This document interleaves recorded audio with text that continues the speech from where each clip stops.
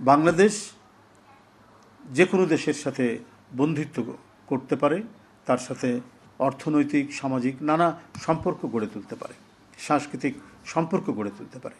জিয়াউর রহমানের এই যে বহুমুখী পররাষ্ট্রনীতি যে গ্রহণ করেছিলেন, আমরা সেটারই আবার বহিঃপ্রকাশ দেখছি। সেই পিতার পথ ধরেই তার পুত্র জনাব তারেক রহমান এগিয়ে যাচ্ছেন। সুতরাং ফ্যাসিস্ট আমলের যে পররাষ্ট্র নীতি, সেই নীতির থেকে একটা বড় ধরনের আমরা পরিবর্তন দেখতে পাচ্ছি, শিফট দেখতে পাচ্ছি। তো এটাও একটি গুরুত্বপূর্ণ বিষয়। বাংলাদেশ যে তার স্বাধীনতা, সার্বভৌমত্বকে অটুট রেখে তার স্বাধীন পররাষ্ট্রনীতি অবলম্বন করতে পারে, তারেক রহমান যে নীতি অবলম্বন করেছেন সেটারই বহিঃপ্রকাশ ঘটে। বন্ধুরা আমার, আমাদেরকে আবারও বলি যে এই সফর অত্যন্ত তাৎপর্যপূর্ণ। এই সফর বাংলাদেশের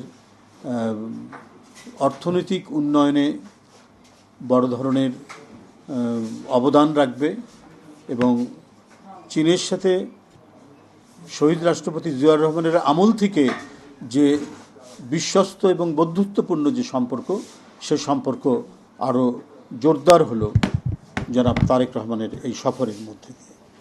আমরা এই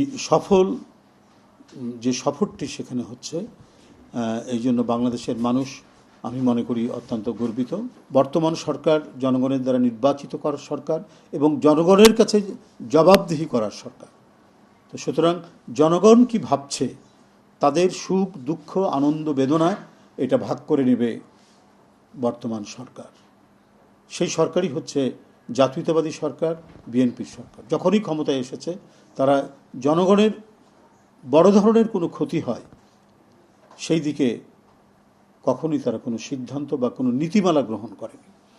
এই জন্য বিএনপি বিরুদ্ধে ষড়যন্ত্র হয়েছে, চক্রান্ত হয়েছে, ফ্যাসিজম তৈরি করা হয়েছে, কিন্তু বিএনপিকে ধ্বংস করা যায়নি।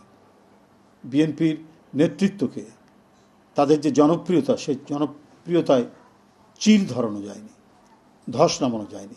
শহীদ রাষ্ট্রপতি জিয়াউর রহমান, দেশনেত্রী বেগম খালেদা জিয়া এবং জনাব তারেক রহমান যে ধারাবাহিক নেতৃত্ব দিয়েছেন এবং নিয়ে জনকল্যাণ এবং জনমুখী যে নীতিমালাগুলো নিয়েছেন, সেই নীতিমালাগুলো বাস্তবায়নের যে আমরা সঠিক বাস্তবায়ন দেখছি, এটা অত্যন্ত গুরুত্বপূর্ণ।